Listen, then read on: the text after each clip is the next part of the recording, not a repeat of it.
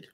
Can T1 defy the odds? That's the real question. Can T1 take down 3 Chinese teams? So far, they started with 1. Can they take down the next 2? Probably not, but we'll see how that'll happen when we get to Saturday You and just Sunday. You just got tuned in next week for more Dragon Ball Z.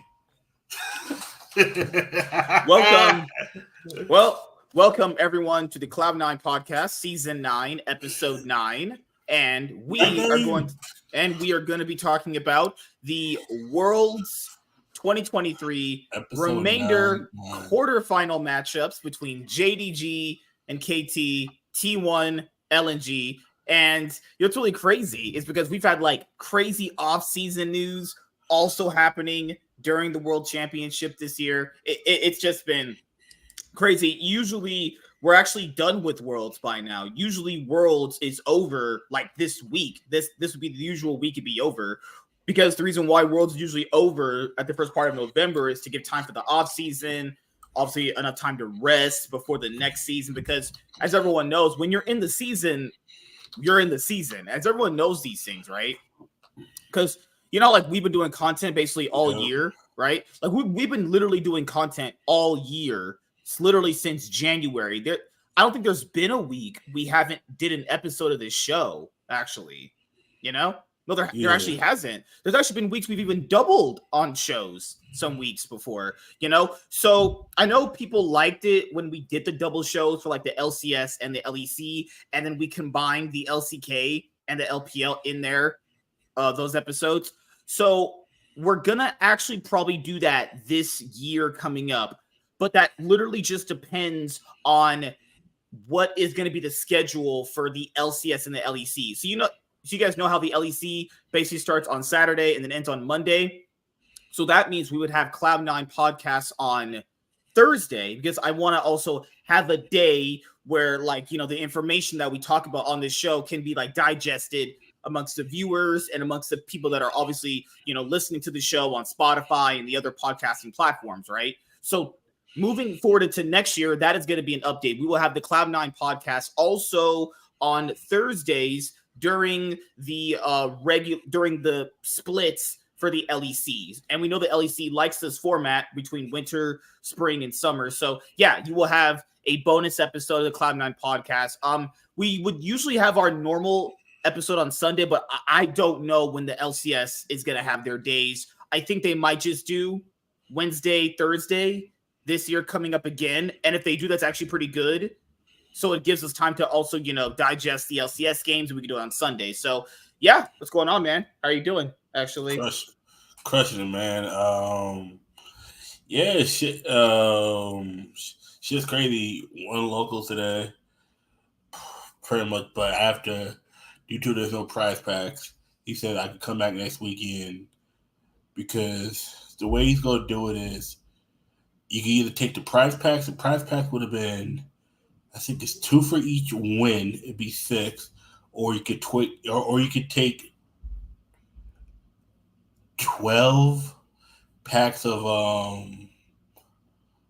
the new 25th anniversary set. That's how I got that. Plus, oh my God, I watched the T1 this morning. Whew. That was amazing. That was amazing. Wait a minute. Your favorite LCK team winning? Can't say I feel the same, right, boys? No, too soon. Too soon. But in the way they did too was just holy smokes. I do also want to say this before we get into the nitty-gritty of the actual best of 5 is people do know the year that Scout won Worlds was also a year he was on the opposite bracket from Faker, actually. Yeah. People forget the reason why T1 did not face EDG that year was because Damwon ended up knocking out T1, and this was also when T1 first brought in owner. They had Kana that year. I don't know why they thought he was going to be someone they needed, and Gumayusi and who they have as support. Did they have Carrier that year? No, Carrier came in 2022. Yeah. Who was their support in 2021? I gotta go look up this game because I totally forgot who was their support in 2021. But yeah, I mean, I swear he was their support in 2021 because Deft played on Hanwha with Chovy. Hold on, Give me a sec. Who did T1 beat at Worlds 2021? I know they beat Hanwha, but I don't remember who. God damn it.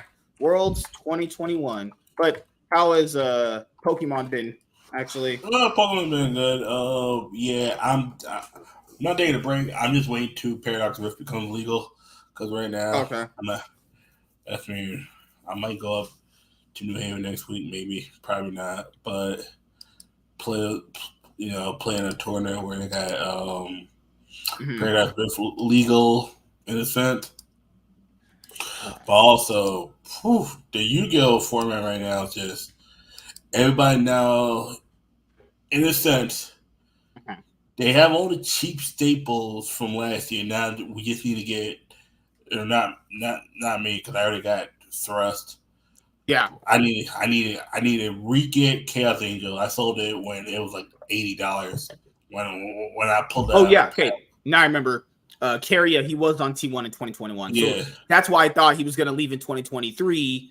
Is because he had 2 years already on T1. So technically this year is 2023. You mean last year? Yeah. So I initially thought he was gonna be off of T1 last year because he had his full 2 years on the org actually. So he's been on T1 for 3 years.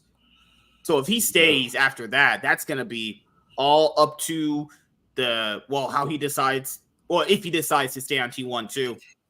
Now, I will say this because people don't understand this. Like, if you lose in the LCK and the LPL at this stage, it doesn't matter how your year went. They will just revamp their roster, actually, And it's going to be interesting to see if T1 can, beat JDG going into next week, actually. Because if they do, people factor in, if they beat JDG, the tournament favorite, they'll be in the finals. That'll be like how many straight finals they've been in?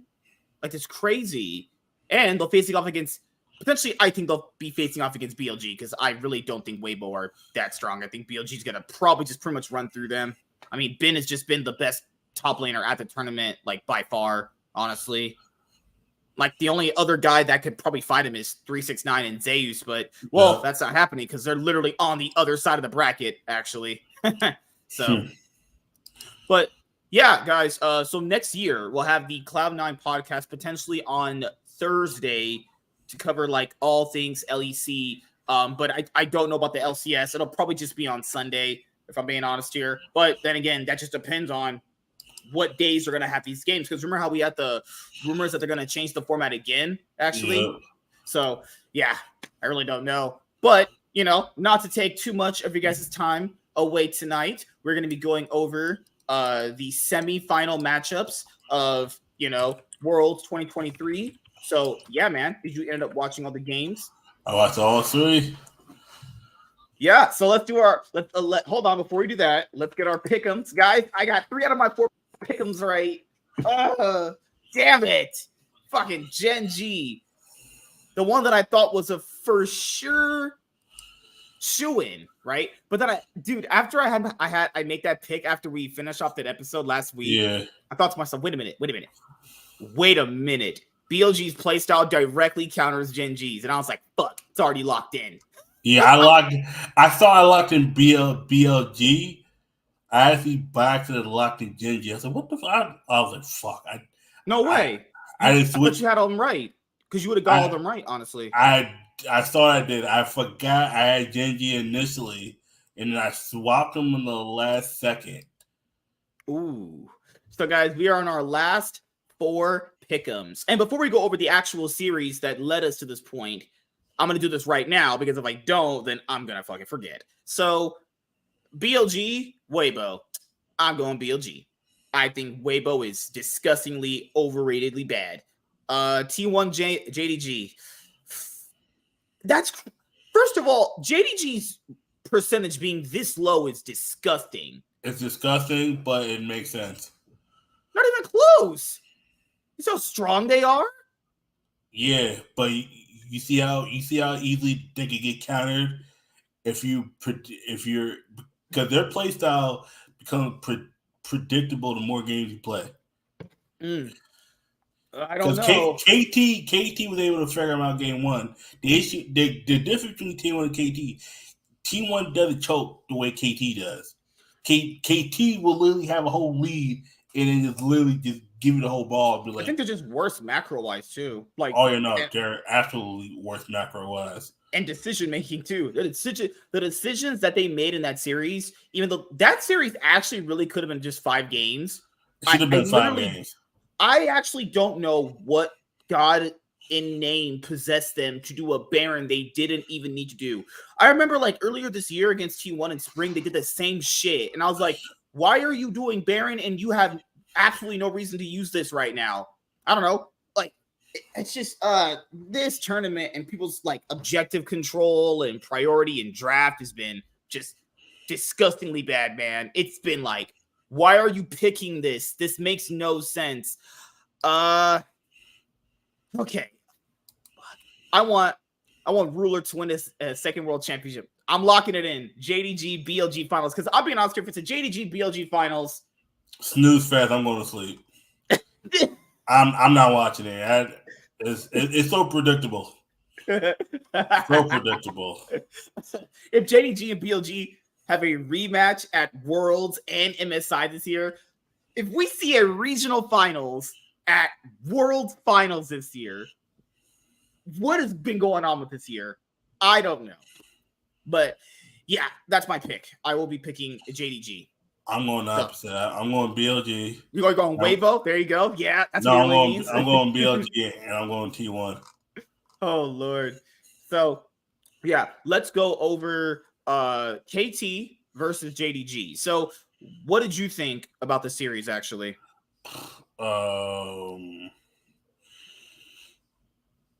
Pretty much it happened the way it was supposed to happen. JDG was a better team. They beat them on every aspect. And KT after game 1 looked impressive, but it's KT. They always find a way to lose it. KT's the team that could be winners 3/4 of a marathon and will find a way to come in last place. That is KT. I was waiting for the moment for them to do it too. I was like, wait a minute, KT proactive in the map? Cuz is ganking for top?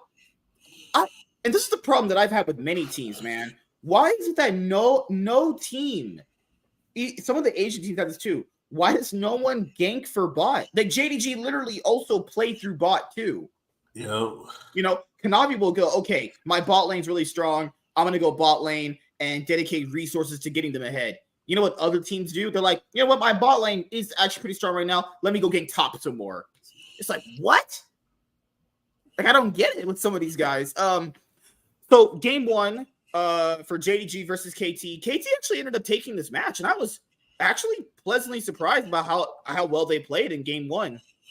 What I think happened is, because JDG is very good at this. JDG is very good at letting someone play out their style. They see what they're actually good at, and then they just construct drafts around that play style. Actually, yeah. Because in game 1, Jax is really good into Renekton. I think the Sejuani pick has gone really underrated in Worlds 2023. And you know the way BDD was playing up against Knight, on Orianna and Akali? That's the idea that Chovy had probably, was like, okay, if I actually can get out of lane against Orianna, I'm going to have a really impactful mid to late game, because not only can Orianna not side lane against Akali very good, she has ways of escaping, dashing, she can get to the back line really easier. Orianna's really based around obviously having a shockwave in team fights. I mean, shockwave can be good in 1v1s, but it's really good in team fights as well. Aiming has been one of the best players for KT as well. I mean, people saw it in the series. He was pretty impressive for the most part, but I didn't think he played as good in this best of 5 than he did in the group stage, actually. The one player that I'm really disappointed in, but I thought would have actually did pretty well, is Lehens. I feel like it's just an awful tournament, if I'm being honest here. He just was completely bad. Like, I don't know if, like, it's just been completely bad. The same way, like, Tarzan was, too. Like, Tarzan had the same thing. I'm going to get on Tarzan in a bit. And this is what I've been telling you the whole tournament. And do you know what's also the case with Lehens, Chovy, and Tarzan? They were all part of that choking Griffin roster. You can take them out of Griffin, but you can't take the choking out of them. Nope. God, holy crap. So what also was really interesting for KT in the series was Keen. Keen actually wasn't playing that good in the Swiss stage for KT.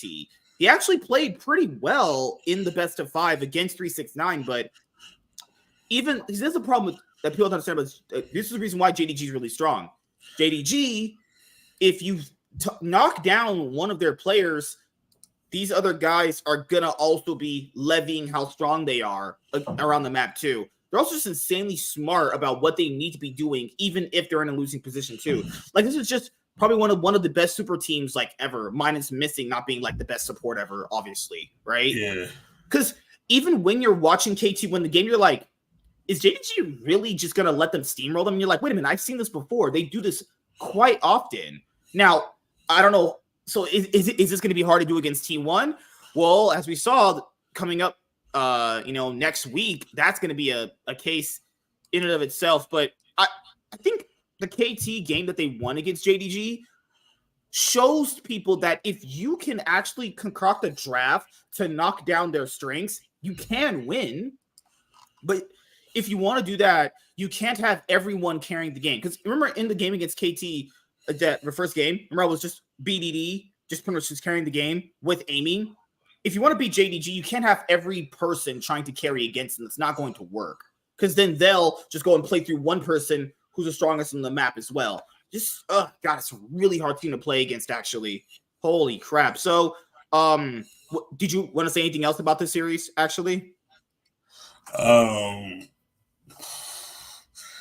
KT just can't get out of the way sometimes. It's like, as much as they do, like, everything that went right game 1, they weren't able to replicate it.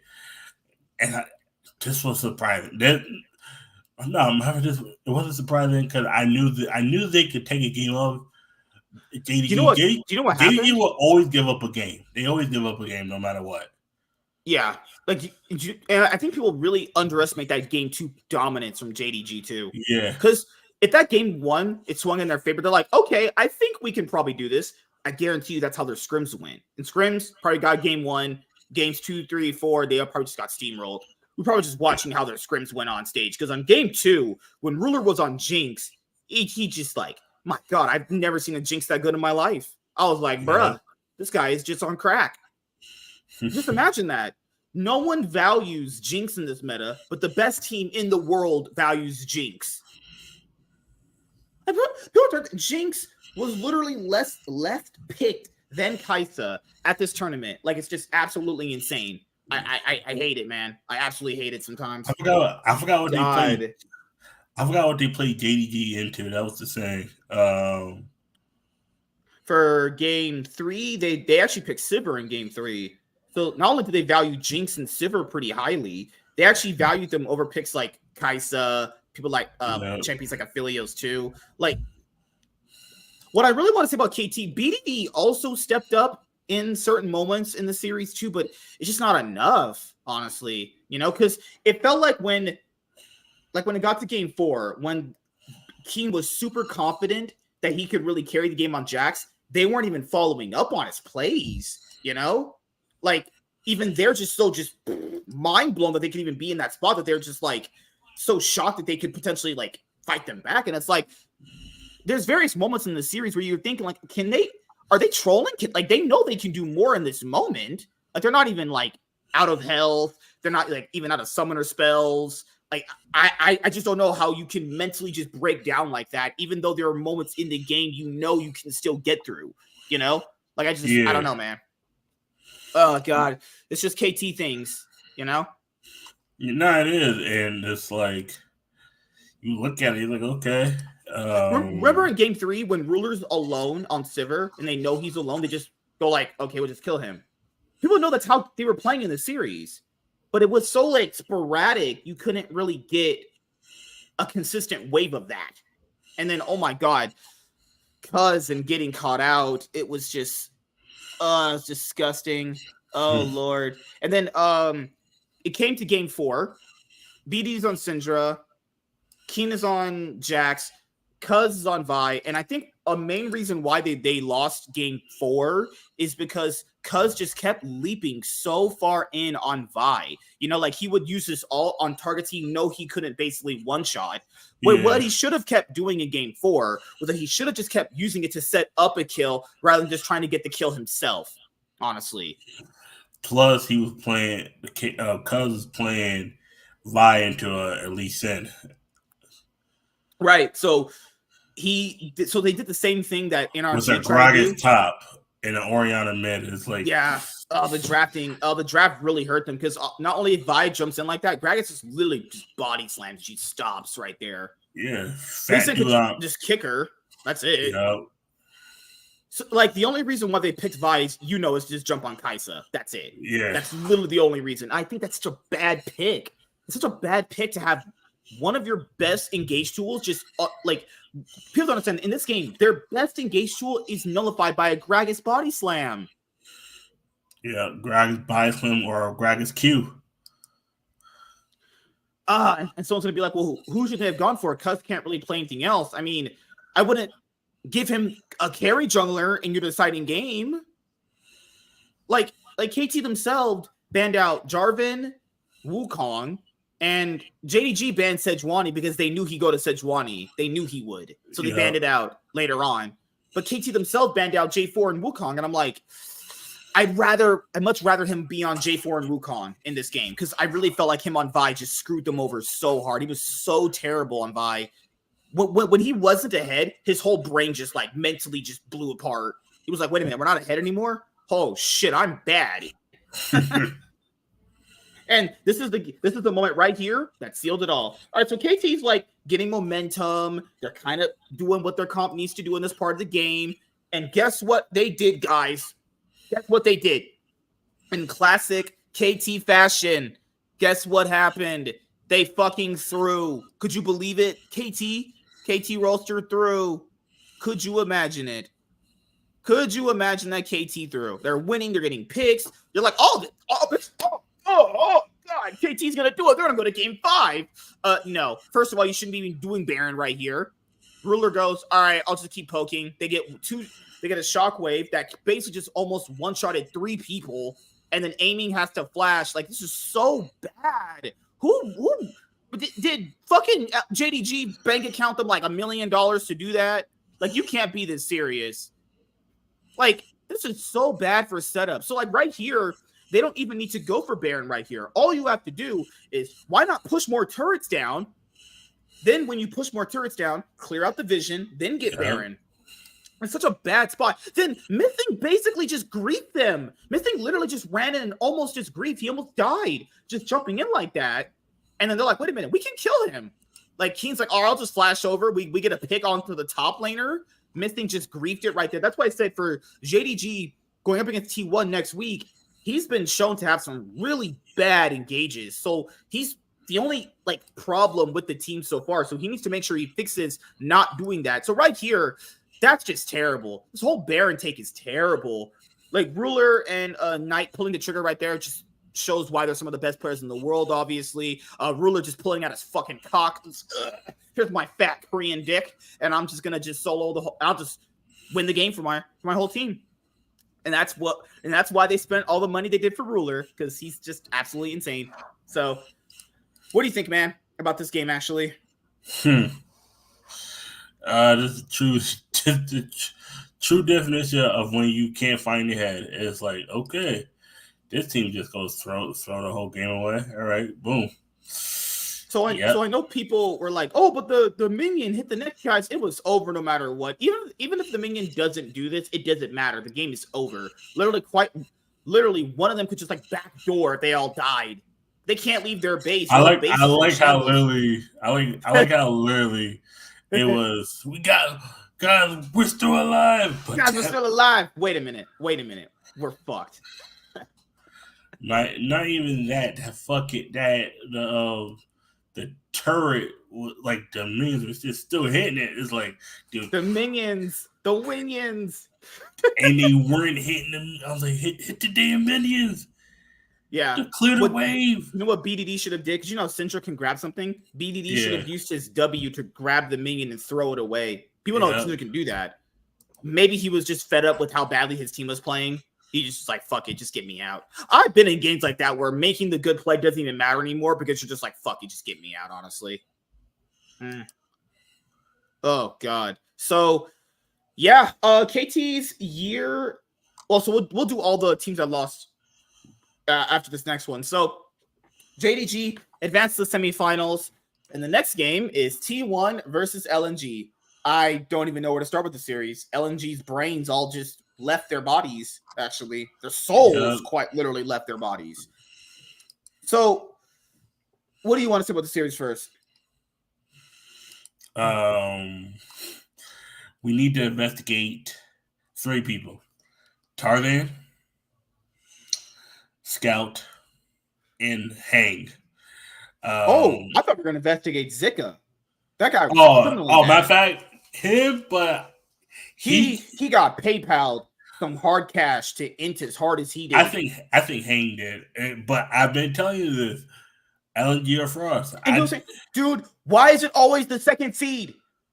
I told you, man. I told you, like, this team's not as good as you think. They caught a hot streak, but they're not as good as you think they are. I went back and looked at the game. I'm like, this team got high at the right time. That's what happened. You genuinely don't think they're good? I don't think they're good as what you don't think they're top 4 in world material? I don't think they're top 4 in LPL material. I thought they were about 5th or 6th. The issue is, compared to who? Top esports are definitely frauds. I'd probably rather take top esports. The issue is, I actually generally thought top esports were overrated as fuck. All year. I saw them and EDG might have been better. I think LNG. It sucks that EDG lost Leave because that was actually an impressive team with Leave. I think LNG is a better team than them too, but something tells me that they're good when it comes to China. They're good when it comes to Western teams and certain LPL teams, but something about them versus Korea, I was like, their play style. I think T1's play style just counters theirs so hard. There's a reason why T1's been the only team to give JDG a run for their money. Their playstyle quite literally counters that. Yeah. So their playstyle is basically very controlled skirmish. That's their playstyle. It's been their playstyle for like the last 3 years, actually. Plus also LNG, they can't counter T1. They're just stylistically worse than T1 in almost every regard. Not like player-wise. It's their style. Their style. No, I'm gonna say get past there. I'm gonna say this player wise, yeah. Mentally, you can see Scout after game 2 is like I don't know. It's that big brother, young. He has the same thing. He has that Chovy effect where, like, I think Scout is really talented. I think Scout really is talented. I think he really is good. But Scout has one though. That's me. There's a benefit of the doubt there. He's but the context of that is he had that world championship when he didn't face Faker. Imagine a world where EDG faces T1 that year. Faker. This is like I told people before we went into this matchup. Is Faker's always beaten him. Yeah. So the 2 games that they faced in Worlds 2017, EDG versus SKT. Yes, the very first time they faced was my favorite game of League of Legends at the World Championship. One of the best games ever. He still lost, right? Yeah. And he lost the second time. Then we quite literally saw this last year. In the group stage of 2021, when they were in the same group together, they went 1-1. So that's 3-1, right?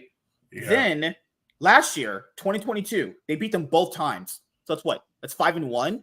He was 5-1 against Scout internationally already. Actually, already. So the thing here, people need. Oh, they won and they also won the tiebreaker in 2021 as well. So they're like 6-1. Faker's literally quite 6-1 against Scout. There's something there when he faces up against Faker that he just doesn't comprehend League of Legends like a human being. It's a mental block. It's like when you get beat by somebody enough times, it starts getting in your own head. It's like, am I as good as I think I And that's the thing.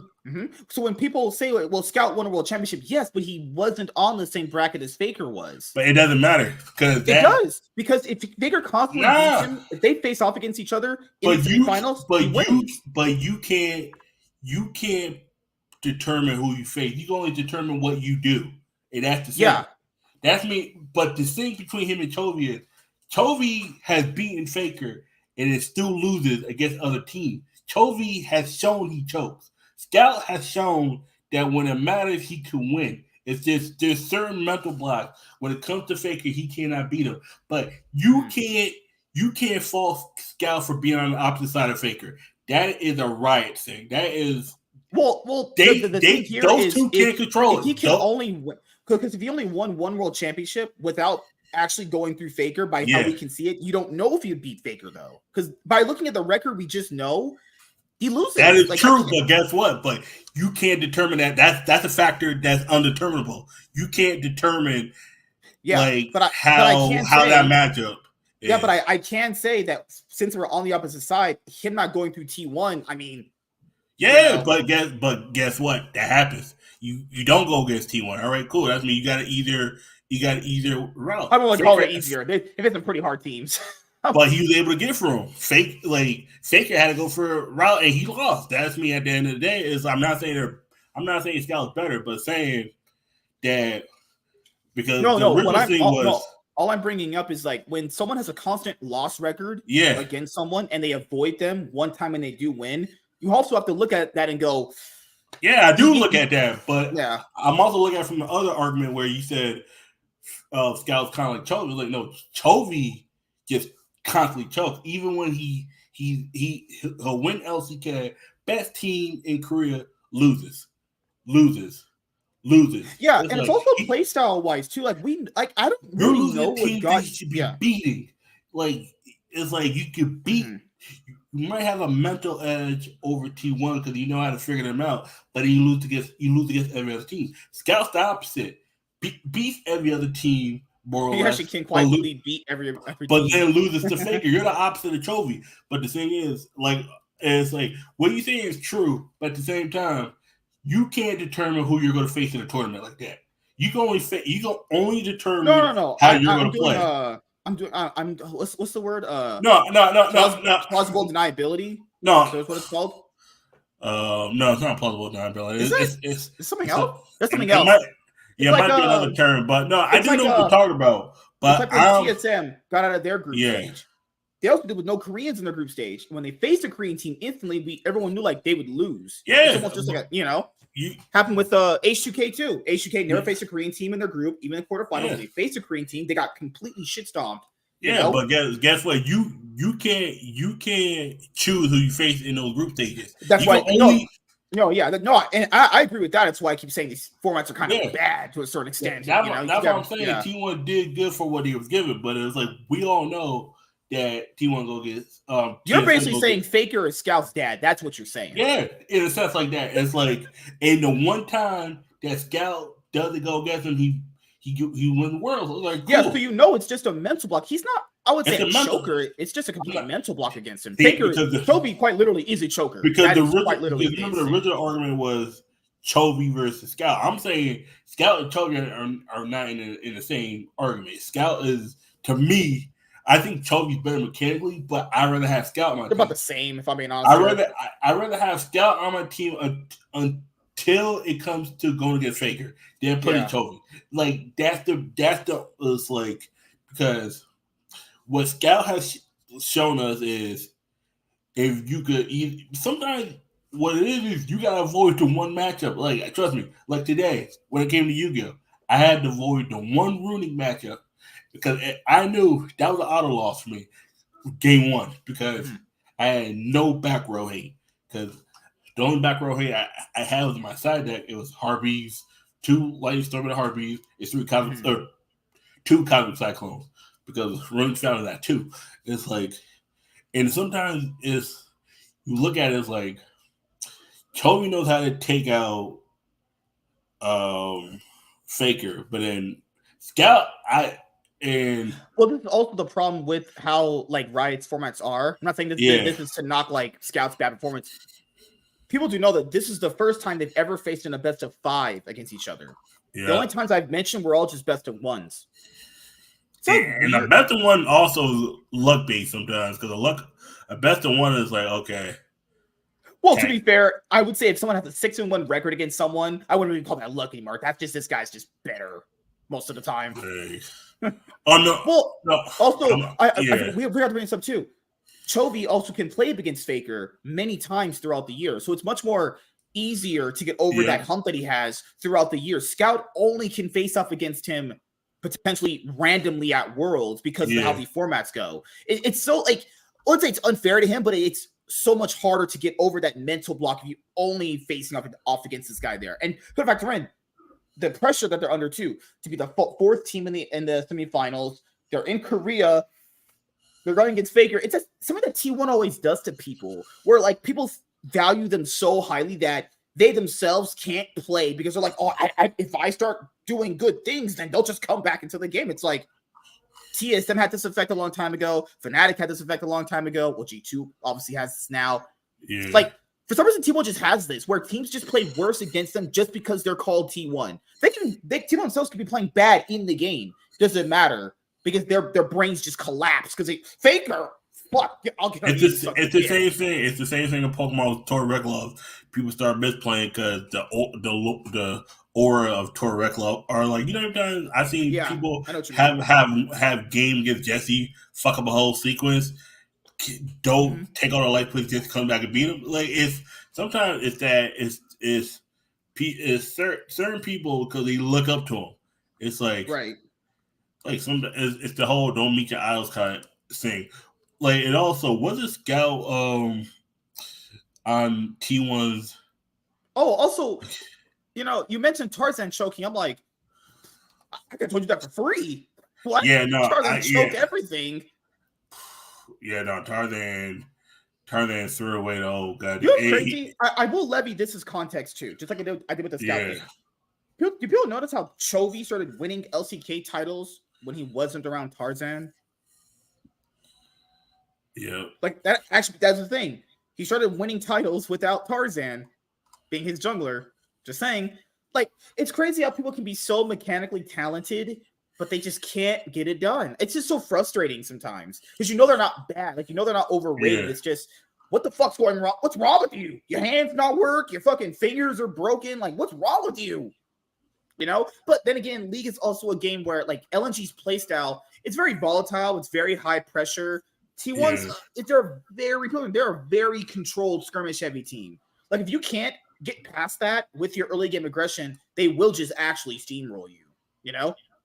Also, let's be honest here, man. Zeus has been better than Zika this whole tournament. Remember, Zika's like 17 years old, and this is like his first world championship. I'm not saying that that's an excuse, but that can levy into someone, obviously, not performing at the highest level, potentially. Zeus and Ben and 369 have been the best top laners in the tournament, though. Let's just be honest here. Easily. Tarzan hasn't had that synergy with Scout that people loved from the LPL. It seems like he's not been having the best tournament either. Gala's been, if they need him to carry, he can, but he's not been a threat. And Hong, I don't really know why he's still on this roster, honestly. Like, it's just like missing. Like, they're kind of just the beneficiaries of having good players around them, actually. I don't think these guys are like top tier supports by any stretch of the imagination. Because if JDG wins Worlds, people are going to call missing the best support ever. And it's like, is he, or did he have Knight and Ruler on his team? Because that's saying something, honestly. Yeah. So, what did you think about T1's performance, you fucking bastard? It was immaculate. I told you. I told you give these motherfuckers time to pop off. Boom. Hell yeah. T1 also, they're huge benefactors of ramping up. Imagine how much ramp up time they had through Swiss stage versus now. Like, it's just been so much. Also, we mentioned this earlier in the year with T1 too. Hey, I didn't sell my T1 stocks like everyone else did. I kept my stocks. I'm not giving up on Faker. Well, this is right now when I'm choosing to give up in this match, but I'm not giving up on Faker ever. I don't care. Not ever. Especially on quarterfinals too. Fuck that. Quarterfinals. Maybe semis. Maybe semis he'll lose, but quarterfinals against the LG team. I've been saying nope. these guys ain't as good as you think they are. Like, it's like, do you think Warren is malding that LNG lost? He probably is. I don't give a fuck. Nigga, I told you the team was dog water. Like, it's not trash. It's dog water. That's a little difference. And it's really hard too. I think they're not only just counter player wise. It's just play style wise, drafting. Like drafting wise, I did like what T1 brought up. Remember they brought the Nyla. Like Gumayusi has that pocket pick in Nyla. Senna. Like, who's doing that? Nyla Senna. Zip. No. But fuck all that. Fuck all that. You let Faker have his ear game 3. Oh yeah. As soon as I saw Faker get out, is that not bad drafting, man? Is that not bad drafting? Giving someone their best champion. I was about to go, yeah, because they let Scout have him, and Scout didn't do that good. On his ear, I was like, I was about to go to sleep because, like, I knew it was going to be I knew it was about to be a 3-0, a 3-0 stomp. I was literally about to go to sleep. I was like, yeah, I'm going to sleep. There's no point in me staying up because it's about to be a 3-0 stomp. It's so crazy that everyone knows Azir is his best champion, and they're like, you know what? Yeah, we could just give it to him. And then they did the reverse matchup, and Faker still destroyed him. That's how you know you mentally destroy someone. Exactly. Like, you know what they try to do for Zika? They realized this World's Finals last year. You can't pick Aatrox into Gwen. Zika picked Gwen game 2, remember? Yep. Or no, game 1. Game 1 he picked Gwen. Game 1. They picked Gwen into Aatrox. Oh no, did they not see World's Finals last year? You don't do that. This is like first time.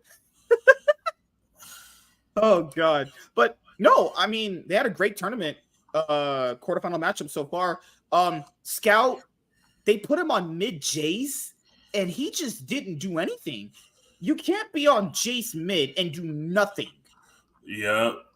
That is such a useless pick. You can't put Jace mid and do nothing. That doesn't go hand in hand. Jace nothing. Especially when a game later, they just goes top Jace and just blows you up your whole team. Oh my god.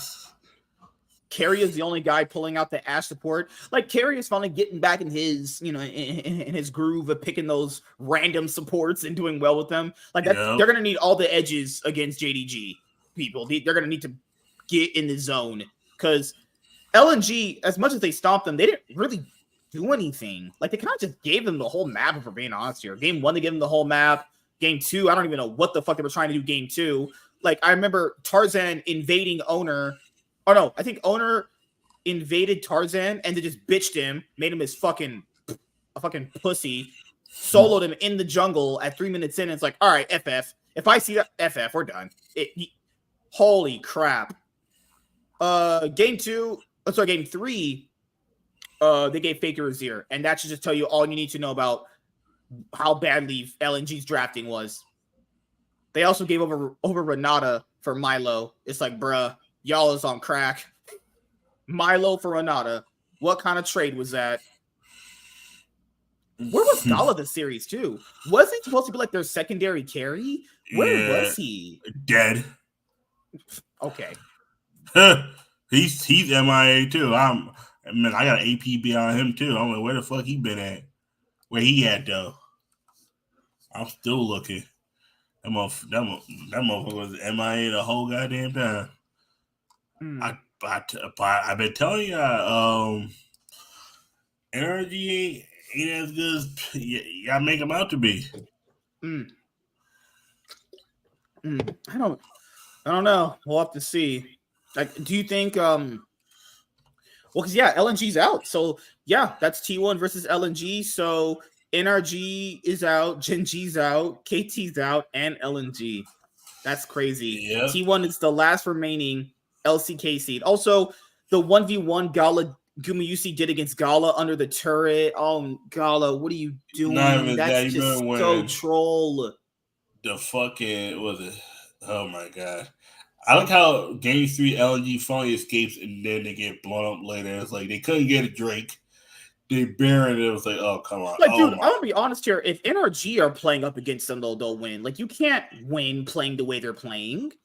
I think any team's gonna win against that. They're not even trying. Like, they didn't try and draft. They didn't try around the map. They conceded every objective. How can you not win a team's playing that bad? It's like that Varus side. Guys, we had a Varus side that went a staggering record that I've had in my years of playing League. 1-19. 119-1. I'm out here with 4 kills, trying to help this sad motherfucker. He get mad at me. I'm like, okay. I took his CS. I took his kill. I took everything from the motherfucker. I was like, you know what? You don't deserve none of this. Sack of shit. Oh God my damn. god. Oh no, that was dog water. No, he was shit. He was pure shit. Not even dog water. Pure shit. He probably reported us. I was like, hey, there's a difference between inting and being bad. Well, no, you're both. I don't want you in my games anymore. I know. I definitely know he reported me because I got a thing about that. I got hit for it. But I was like, I didn't know who it was and then I realized I played with him before a while back. I was like, fuck. I didn't recognize the name at first. I was like, oh yeah, I played with this fucker before. He was trash then. He's still trash now. I was like, shit. Yeah, it's like sometimes, man. The whole thing was. That's the thing I've been trying to say. Like LNG is who we thought they were, and this time T1 did not let them off the hook. T1 is smoking on an LNG pack right now, smoking on a scout pack. Like fuck all and Tarzan. Where Tarzan at? That motherfucker's still missing. Man, my fucker been choking since 2019, and it looks like he's still keeping up that tradition. Oh, yo, somebody call an ambulance to Tarzan. Yeah, when does LNG play? Anybody tell me when LNG plays? Apparently they played last night, but yeah. Also, I was watching these games, and all of a sudden going like, did they just give up? They literally gave up every dragon. What if the teams are just conceding dragons just cause? And just getting completely outscaled just because they don't take dragons. Like LNG quite literally gave them all the dragons. They gave them they gave them all the dragons, all the turrets, all the objectives, all the pacing, all the dives, all their pussy, all their ass. Like, what did they not give them, dude? They just fucking troll. They go on stage. The LNG just troll us last night because that's not LNG that I know. Like, what the fuck did they do last night? What kind of series was that? We just got bamboozled. T1's like, all right, next JDG's probably the real opponent we got to prepare for. Like, what? Yep. And that's crazy for T1 because we know the only teams that have faced them from the LPL have been BLG and JDG. The other two teams that have beat them before. So going into next week and the final week after that, they're going to have to go through some pretty strong teams out of BLG and JDG. I just don't think Weibo is getting past. What if Weibo makes the finals? What if it's Weibo versus T1? Like really, just give T1 them. Just give T1 that 4th world championship, please. Yeah. Oh Lord. Well, let's. So that's it for the quarterfinals. Actually, it's crazy to see a team play that bad. It's just so freaking crazy to see a team play that bad. Yep. It's also like, because I know everyone's praising T1 for the performance, and yeah, they definitely did curb stomp the absolute shit out of them. But the problem here is, I know people have mentioned this before. What do they do when you have a team that fights them back? You know, I think because the LNG just quite literally gave them everything. Yeah. It's like, so people said, is it them being good or is it, I don't know, LNG being bad? I don't know. It could be a mixture of both. I still think T1 was a stronger team. I mean, everyone, to be fair, I don't get why people thought it was that surprising. Everyone mostly predicted T1. Yeah. If you look at just the odds, just on LoL Esports, because I'm not on Esports Bet, actually. So if you look at the bet, if you look at the percentage on LoL Esports, most people thought LNG would win. Sorry, most people thought T1 would win. Actually, do you have your pick'ems? Yep. Okay, so let me go to my. I think that might have been the highest. I think that might have been the highest. Do you know? Oh, they won't. Oh, I can't see it, but T1 had an 88% pick rate. Yep. 88% pick rate over LNG. So that means LNG were what, 12% or 20%? 11.4. Yep. So I got 3 out of my quarterfinals matchups correct. Yeah, I got 3 out of 4, even though I thought I voted BLG in that one, but it don't matter. Doesn't matter. I'm gonna go perfect next week. Nah, because I really thought Gen G was the better team. I really did too. The problem here is pressure straight up murders people at the highest level. Gen G is the better team, but why does the pressure? I don't know, man. It's hard to be a better team. Also, it's when a player like Ben is on BLG, people like him could just take over games. I don't really think you can't do that anymore, but when someone's that much better than your top laner, that makes things pretty hard to get over, you know? Also, you also got to factor in if Yagao doesn't just get gapped into oblivion from Chovy, well, he's very smart about the game. He can win games on his own too. Like, they have really strong players too. It's just more like, people don't value the strengths of the enemy opponent as well as like the favorite one they're trying to pick, if that makes sense, right? So like if someone is like if someone's doing like predictions, the reason why I try to make sure I'm bringing up the even if I don't pick that team, I like to make sure I bring up their strengths as well. Like for BLG, Ben's been the best top laner by far. It's not even close. He could just take over games by himself. Yagao's very smart about the map. He knows how to obviously create pressure around the map while roaming, while also doing very well in lane against people in general. You also have On and Elk. On and Elk, strong bot lane in general. Like Elk is a great team fighter. Zun is also really good, proactive around the map. They have a really strong team themselves, honestly, So like them beating Gen G is not surprising when you think about it because BLG is really strong themselves, but you just never expect a team as like Gen G to be one of the best teams in the world, like you're predicting, to just go out that early, right? So let's talk about. Is there any off-season news we got to go over? There's been. I know. I heard today that Inspired is joining FlyQuest. That's true. I actually did a video about that stuff last night. I just gotta release it actually. But yeah, that is true. They are getting rid of Spica and they are getting Inspired. I mean, that's just a straight up upgrade, and I think every way possible. Honestly, I think Spica had a really, really bad year. Honestly, that man was just sprinting it. Honestly, I never got the hype with that guy. I just never did. He just looked very just meh. Honestly, Yeah. I generally don't see why people think he's really good. I think he's just average at best, honestly. But what's crazy is because he found that out through Sheep Esports. He says, "What the fuck? I'm out. I'm on McDonald's on Twitter." Oh God. A menace says, "How about Korea military?"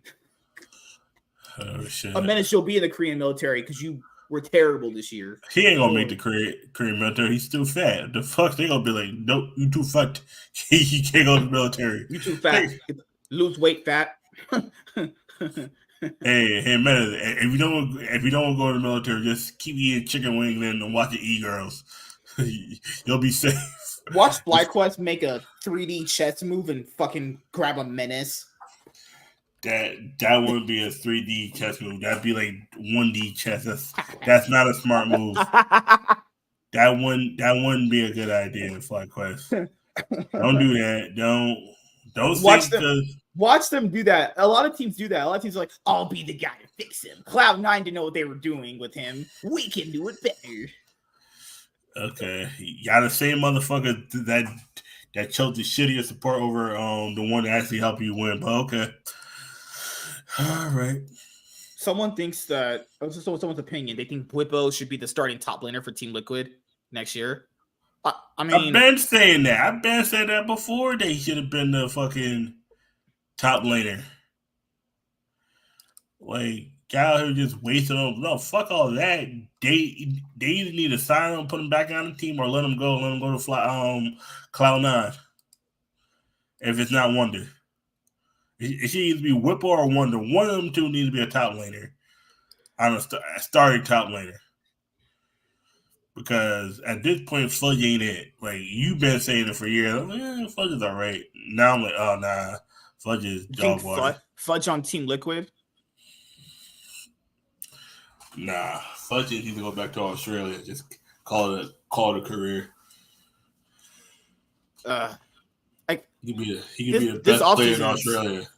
This offseason has been going crazy, guys. It's already starting right now because people are like, fuck it. Because the thing is, the offseason would have to start earlier. Well, it's right on track to start, honestly. Usually, I'm not going to lie, the offseason usually starts the second week of November. I remember last year it started because last year we had finals today on November 5th. I remember Saturday night. We had, I remember because I was at work. I had to watch it at work because that was the week where the fucking guy didn't want to show up. I had to watch. I was supposed to be at home watching it. I'm at work watching this whole shit. And the good thing about it being on the West Coast, I literally got home for the rest of game 3, game 4, game 5. I was up to 2 o'clock in the morning. Man, those are the crackhead days. But to me, okay. The way I would do it is this. I would easily, if Team Liquid is not going to have Whippo as the top laner, they need to move on and go with somebody else. Let Whippo go to Cloud9 or 100 Seeds or whatever team. Somewhere. Yeah, because we know Whippo wants to play. He doesn't want to be a fucking streamer. You know what I mean? Hell no. Like, you remember Jensen? He was like, nah, that life ain't for me. Because it's unfulfilling. You know? Someone like them who's been at the peak of competition their whole life. I mean, Whipple's been in the world's finals, right?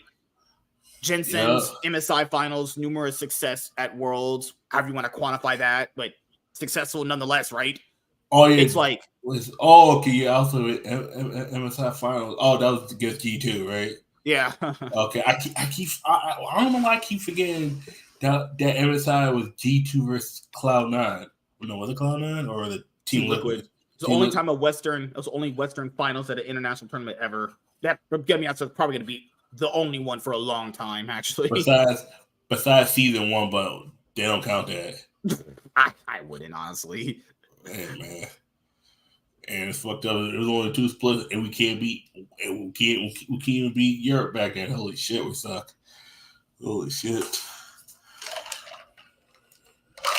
The thing here that people also need to understand is that when you're building a team, LCS teams don't think like logic. Yeah. That's what I've learned years ago. So when they make bonus, someone will grab a menace. I know they will. And if they don't, thank God. But if they do, I'll be like, typical LCS.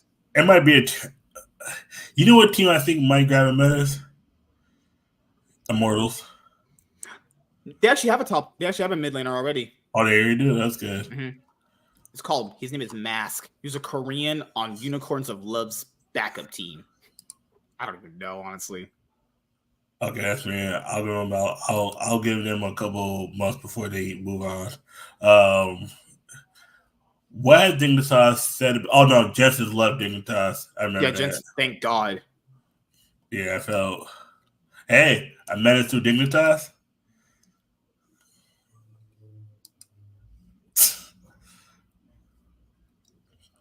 I wonder what did I Will Dominate say last night after LNG lost? Dude, he already had the great duck for LNG after game where he said, "Oh no, these guys are fucked." I was like, "These guys are absolutely fucked." I was like, "You wasn't wrong." I was like, "Okay." Game 1 was like shaky. Game 2 was like, "Oh, okay." Game 3 was like, dude, Tarzan solo lost him the series. Like, it's so hard to play when your jungler is just basically running down brain dead. No, LNG lost him the whole series. Oh no, I told you Tarzan was never that wasn't as good as I was making around the bell. Like, and I think that's my fresh eyes coming in and looking at somebody else like, I was like, he has good map awareness, this and this, but it's like, nah. I mean, you put him into a certain comp, he getting destroyed. Hang. Let's see. Can we check out your PayPal / Cash App? I need to know what they paid Zika to throw that hard. No, have you? I need to know. Did you see the support for LNG?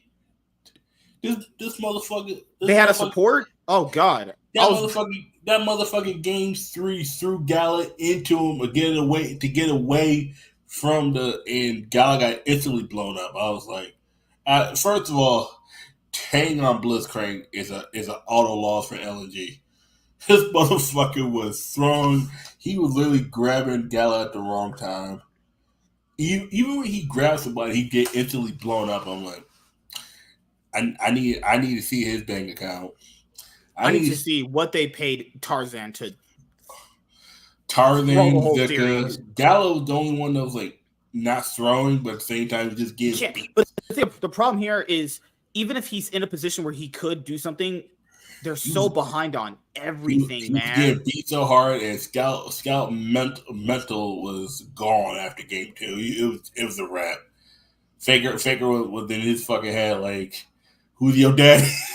That's what I was like, Jesus. And Scott just got to take down the fucking chin like, nigga, you get beat, nigga. You was dog water. God, man. It's so hard because your jungler's running it down. Your 17-year-old, 18-year-old top laner's brain fried. Well, and can only really just play off momentum, basically. Yeah. Gala's like, you know what? I could try, but I know my team is fucked. Yeah, your fucking support garbage. He's playing for T1. You didn't even know it. Shit, Scout over here, like wondering. He's just like, am I really a good mid laner? Because the 1 year I won Worlds, I never got to face Faker. Oh, this is also really rare too. This is the semifinals rematch of last year. JDG also faced T1 in the semifinals last year. Yep. Ooh, is JDG taking revenge this year? Put Yagal. What's it? Knight's gonna be Faker's dad after the series. Oh, God. Does Faker clutch up and finally and close the golden row for JDG? Oh gosh, damn. Like, my real thing is the Weibo pull up the upset, and we for sure know JDG is not giving T1 a 0. I don't know why people do that. Game 3, the game you need to win. You not even just give it up a 0.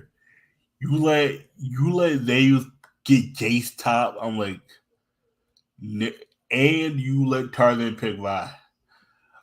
Oh, the BLG coach exploded in tears after BLG won. God, Tabe's. Ooh, just there's so much pressure. There's so much emotion in these matchups for the coaching staffs. It's those are always heartfelt moments to see. I like them. The Shocks moment we watched last week where she was just having a heart attack because G2 was basically just they could win the game but they want to chase a pentakill. It's like, what are you doing? You got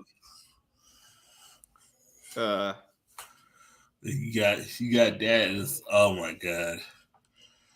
Yeah, T1 literally just beating the shit out of LNG. Just ended the game 24 minutes in. LNG's just sitting there like, yep. Knew they can't do nothing about it. It's like Faker just taking your girl back to his house to do shit with her, and he can't do nothing about it. Because he got championships. I mean, Scout got a championship too, but Scout got to be there. Like I only got the championship because I did not have to face Faker. And you mentally just have to sit with that, even though you can't control who you face. At the same time, you do. I believe in this. I'm believing this narrative. BLG JDG finals in Korea. Holy crap! Nah, I'm going BLG T1. Oh God! Part of me, Just imagine that. I'm not gonna lie. Part of me kind of wants T1 Weibo. I want to see Kendall get his hopes up all the way to the top and then get them Why do snatched. you want to see Cadrill destroyed, man? I don't want to see Kendall destroyed. Because Kendall started to waffle on Weibo. Like, dude, no, fuck all that. You said they were going to win world, niggas. Don't. And to be fair, they're one stage away from doing it at this point. Like, no, but now he starts like, I don't know, because they have to go against. They're the weakest out of 4 teams. Like, yeah, nigga, you I feel like we knew that going in. Like, people said that constantly. We knew they were the weakest Asian team. No, fuck all that. They was just the weakest team out of that. Oh no, it was NRG then Weibo. Like, Damwon. Like Damwon and Weibo, we knew were like a coin flip. What's the weakest team? Damwon was just like, hold my beer. We'll just straight up suck. I still believe Damwon was better than Weibo, but that's only coming off. To be that is a level of copium, but I'll snort that with you too. Because I just felt like Damwon. I think their trio of their Deft, Canyon, and Showmaker, if they were playing literally at any level but the one they showed, it's just better than what Weibo. I think Deft was playing out of his mind. Showmaker's done. I went back and watched some of his games. This motherfucker looked like he looked like Danny from EG, but not as like emotionally broken. He doesn't look interested. Go back and look at some of these. You got to factor in. He's been in the challenge. He's been playing League for a long time. So factor he was in the Challenger League in 2018. He got promoted into the LCK. Been in the LCK since 2019, winning titles. He won a world championship. Tell me how many scrims, how many splits, how many years that's been. Yeah. How many world championships too? That eventually just weighs on people. Dude, Faker got the same thing a long time ago. He talked about burnout and all that stuff, and it happens to the best of them. It all just depends on who's gonna bounce back from it. Faker bounced back from it. A lot of the best Asian players bounce back from it. He's just going through it for the first time, and I just don't know like how he's gonna come out on the end of it, honestly. The other piece of information for the offseason for Cloud9. I have my videos coming out about this stuff, but if you guys want to hear it from me, here Vulcan is also apparently going to be rejoining C9. He was on C9 2020, 2021, 2 titles, worlds, the last world top 8 for Cloud9 since 2021. Last time they got out of group stage, actually. The rumors were that he didn't want to play with Sven anymore. They had a falling out apparently of some sort, so kind of caused their team to play much worse in the bot lane, actually. Okay. And then obviously he went to EG, and he still proved he can win a title without Cloud9. I think Vulcan is a strong support for the LCS, but if we're looking at just like him throughout this year he definitely had a bad year. But then again, everyone has a bad year at some point. It's all about he was on 2 shit orgs. He was on EG that was breaking down every other week. They was catching COVID. He just couldn't synergize with Prince, and it was like, okay. And then now we're talking about, first of all, FlyQuest fucked that up. I don't know why he picked up Vulcan. He should have just left him being the void for the year. You had Winsome, and I'm like, dude, what's crazy about that is that they literally played with Winsome in that Golden Guardians 3rd place match and almost won it with him. It's like, why are you treating him so bad? Like, what did he ever do? He must have done something where they're like, yeah, I don't know. If I'm Winsome, I don't like. I'd be like Prince, and I'll go back to the team. You gotta stay away from them. Because it is when they could do that to you. Oh no, you gotta get away from that team. I wouldn't. If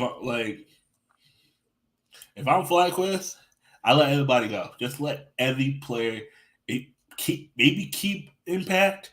That might be the only player you keep. Mm-hmm. Like at this point, you literally went all in for this year and you shot yourself in the foot. It wasn't like they lost. because their players just weren't as good.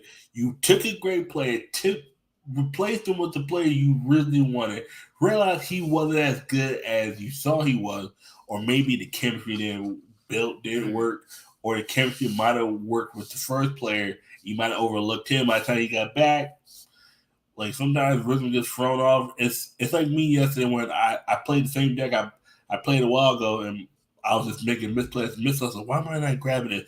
But when I played Charizard, I was able to grab this card. It's like because when you don't play something long enough, you don't play with someone long enough, your rhythm starts getting thrown off, and it's like, and FlyQuest just did not realize it. And honestly, I'm kind of glad that their whole team blew up. Because you factor in after they were predicted to do as well as they did, and they just basically crashed and burned. Yeah, it's not staying together. You can't put in that much money into a roster, have these expectations, this level of players, at least for LCS standards, crash and burn like that. People go, just run it back. All right, we know you're broke. You ain't running shit back. New roster. You got no time for that. Esports careers are already like short as it is. I mean, you can, but the issue is I went like the team might run it back, but shit, the players should. If I'm a player, I'm like, nah. Y'all show me, Jack. Y'all know how to manage anything. You let him go, me go. You bench Winsome, let Ayla come in, fuck that up. Bench Vikla for a game, brought this new guy up, ruined him. Then you came back, let Ayla leave. You got rid of Ayla, brought in Vulcan. Vulcan didn't help anything, and we did worse. It was like the management was just horrendous. It's like, yeah. This is why I tell people there's a reason why if the most valuable positions on your team completely suck, it could really, really ruin a series. Like, look at the LNG series last night. How could they even play the game when Tarzan is never in a winning position because his brain is just not functioning properly? That's your main position. And your mid laner, supposed to be one of the best mid laners in the world, also is not functioning properly. Those are your main positions, right? Exactly. Understand, and it's a really interesting thing for League, and I mean, League comes down to like player mentality, strength of the player, drafting, itemization, map awareness, gameplay, laning, a bunch of stuff, right? But the main things are like if your strongest players are not playing at their best and they're not good on the day, you're shit out of luck, honestly. You know, that's just me. I get everyone looks at League differently, and that is more than perfectly fine because I like difference of opinions actually and make the world go around. But yeah, T1 makes semifinals, and I am not surprised. And we're getting that rematch of JDG versus T1, not only from Worlds last year, this is also a rematch for them from MSI 2023, where big reason why they lost that match is because they didn't draft something for Faker. They gave him Nautilus mid, and that was just like, yeah, buddy, I don't know about that one. So, you know, this time around, they're not going to be giving Faker Nautilus mid. That's not going to happen. So these teams out throughout MSI and this year, I played really close games in that last specified they played. So hopefully we're going to get a 5-game banger series like we did at MSI. And T1 has been the closest team to actually beat them. So hopefully that this play style they have can really, really counteract what JDG is bringing to the table. Oh, Tenacity said he's coming back to pro play. He said he wants to find a team, actually. Oh, that was quick. That's what the drive that's what the drive does to play the top does to you, you know? Yep. This girl said, I can't wait to wear your... Oh, isn't that his girlfriend? It's that girl he streams with. I can't wait to wear your jerseys at all your games. This girl's pretty hot, though. I'm not gonna lie. He could, like, blow her. My God, her tits looking nice. God, I would suck her fucking shitter. Okay. Holy shit. Okay. Definitely gonna be putting my face in her shitter like an apple fritter. Jesus Christ. I'm not gonna lie, if he did quit League and married this bitch, I'd be like, okay, cool. There you go, man. I love Owner because Owner said this after the game. He said, I feel like Tarzan was having an off day today. That's the nice way to put it. I'd imagine it. I'd imagine you'd have all day, completely grief the entire game. That's a nice way to put it. I was like, oh, no, you playing like shit. Like, oh, my goodness. Does she do girl-on-girl content on her OnlyFans? Of course the girl's on OnlyFans. Why am I surprised? Why am I not surprised at all? Why did I delude myself into thinking, this girl's not going to have an OnlyFans? Nope, that's just how it goes with these girls. Yep. Oh, my goodness. What is this? All right, so that is it, actually. So thank you to every single person who has been, watching and listening to the show on the podcasting platforms. Make sure to go check out our other episode before this one. We'll have 2 episodes.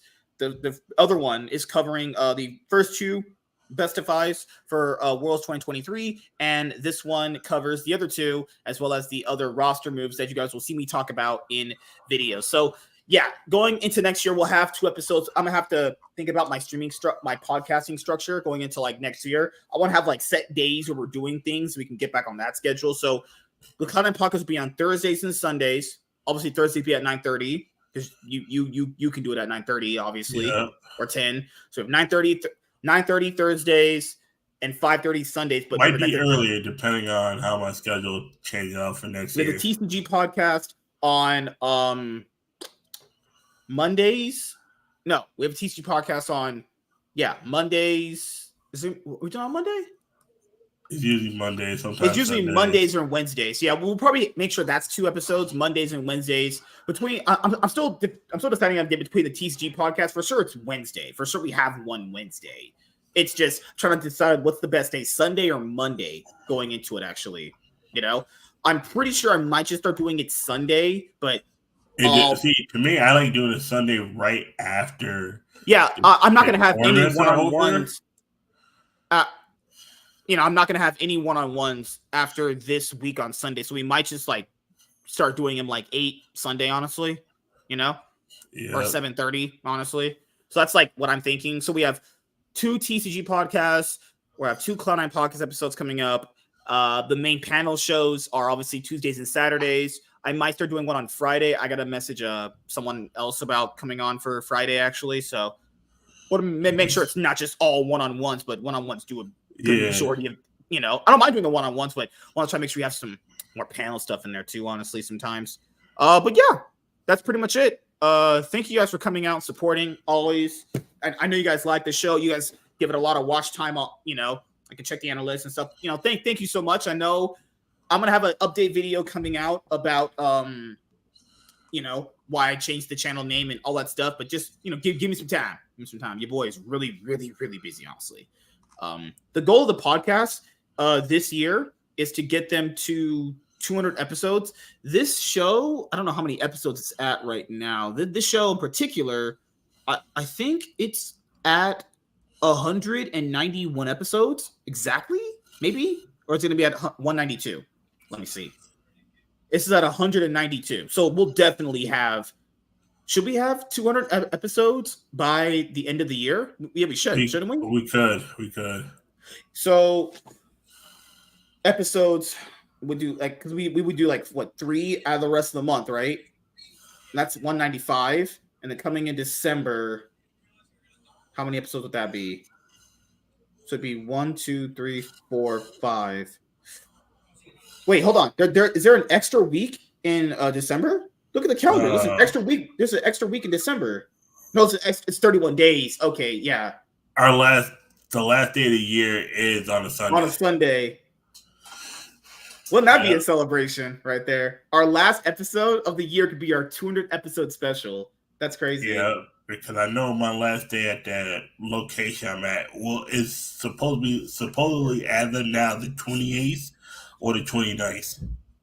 Okay, I did the calculations. If we did an episode every Sunday until the 31st, we'd be at exactly 200. Okay. So what's this week? This is the 5th, right? Yep, 5th, 12th, okay, 19th. So 12th is 93. 26. 12 is 93. 19th is 94. 26 is 25. Yeah. Third is 96, right? 10th is 97. 17th is 98. 24th is 99. And We'll be at New Year's exactly Eve. 200.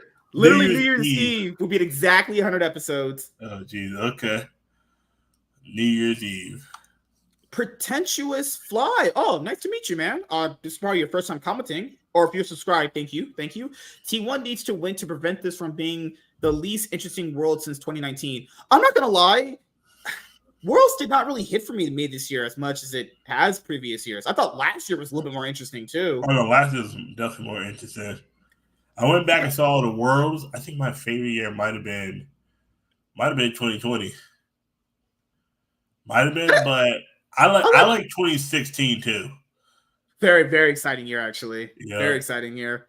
Because nobody cares about all Chinese finals. I don't agree with that. I think people don't mind it as much as they say they do. I think it's just a blown over reaction. I think it's people like the variety. I mean, people would rather prefer a variety match. Not as much as people don't like variety as much as you think they do. They like their team winning. That's if your team is the team that's constantly winning, they don't. I think the reason why it also doesn't matter this year if it's an all LPL final is because people kind of know the result. If it's an actual all LPL final between BLG and JDG, it's like I can't agree with you. Like, do we really want to watch that? It's like we've seen this all year. Maybe BLG that day plays the best League of Legends they've ever played in Win World, but they'll still lose to JDG. BLG's best is not JDG's best. That's the issue. Yeah, and I do agree with you on that. And I think if it's an all Chinese final, depending on who the matchups are, it might be. I'm gonna tell you this though. I'm gonna tell you this. They need to find a way. The Swiss brackets need to be okay. No team from the same region can face each other unless that'll fix the whole thing. Honestly. Unless there's no possible way, like how you put it. Because think about this. That 2-2 bracket could have been. They could have made it and a European team got in. They could have been Korean, Chinese, Europe. That only one. It would have fucked up the bracket a lot more, but it would have been like, because in a sense, because if they would have done it where it would have been KT versus Danwon like it was, but now BLG versus Weibo, only one team gets in. Yeah, that was my problem. If inner regions facing each other in the Swiss bracket, like I agree, that would probably fix the whole thing. Honestly, people just didn't like that. And then we literally had LCS and LEC best of ones in Swiss stage. Really, really. Like, there's no reason that like Cloud9 should be facing Team Liquid, like what the fuck, or some shit like that. It's like, really, you got Energy versus Team Liquid? Oh god. Yeah, right. If they're gonna do it, they need to make sure no inter-regional stuff. Like, dude, because this unless there's no way to get around it. If there's an inter-regional final at Worlds Final this year is just dominated by inter-regional BS. Yep, it's just like with MSI. It's like, I was like, you gotta be kidding me. This is panning out just like MSI, for being honest here. Holy crap, deja vu. Holy fuck. Yeah, but see that was what Riot, and we know Riot's been open about this. They like the surprise factor. People, not you, obviously. That's never really manifested. It's all freaking Chinese and Korean people again. When they keep mentioning things like that, it like blows my mind because Riot, that really never happens, right? It's mostly always, even most years, top 8's always pretty much been 6 out of 8 are LPL and LCK teams. This year, it was that. This year we had one Western. Actually, that's been shrinking like every year. Just let's go off of 2021, right? In 2021, C9 and Mad, 6 out of 8 after the Asian, right? 2022, 7 out of 8 Asian teams. This year, 7 out of 8 Asian teams. Like, their idea of this, like, underdogs. Riot, this is League. Underdogs get stomped by people. What are you sniffing crack when you make these formats? What? Yeah, because GAM is really about to upset people and beat JDG. They could barely beat Gen G. They're gonna fight JDG. Are you out of your mind? Fucking dumb fucks, man. But yes, it's nice to meet you, Pretentious Fly, for coming for the first time. We hope that you come around for the other episodes as well. Thank you to every person we had also watching live, and we will have our 200th episode on New Year's Eve. Couldn't be a better way to end off this year, actually. So that means we don't need to do extra episodes anymore after this until next year, honestly. So yeah, after this episode, we're just going to go back to the 1 episode for the rest of the year. And then next year, we'll have our 2 episodes just for the regular seasons of the splits. After the split's over, we got to go have this 1 episode, obviously, you know? Yeah. We'll see you guys later. I have more videos coming out for you guys. Deuces, everybody. Peace.